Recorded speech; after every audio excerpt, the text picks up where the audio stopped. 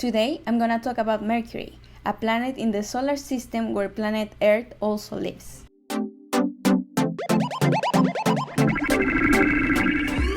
I come from another universe and from another dimension governed by different laws of physics. I have taken on the human form to get to know more about what you call Earth.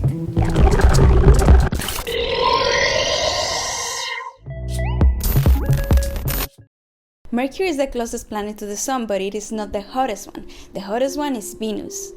Mercury revolves around the Sun very quickly, but it also rotates very slowly on its axis.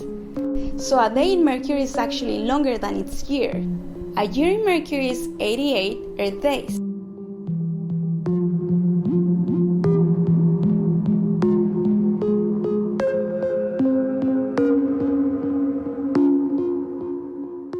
And just one day lasts actually 176 Earth days.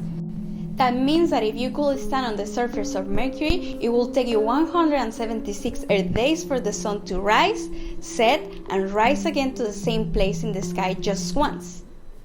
So temperatures range from being extremely hot to extremely cold.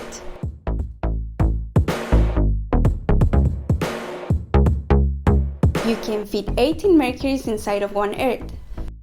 Scientists have found that the planet has been shrinking based on deformations in the surface called lobate scarps and wrinkled ridges. So why is it shrinking? Because it's cooling.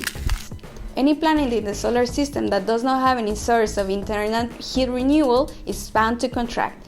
Mercury has no moons or rings because of its low gravity and lack of atmosphere. Mercury is the planet with the most craters within our solar system. This is because its lack of atmosphere and geological activity, such as earthquakes and volcanoes. It looks very similar to our moon because neither have the ability to heal themselves.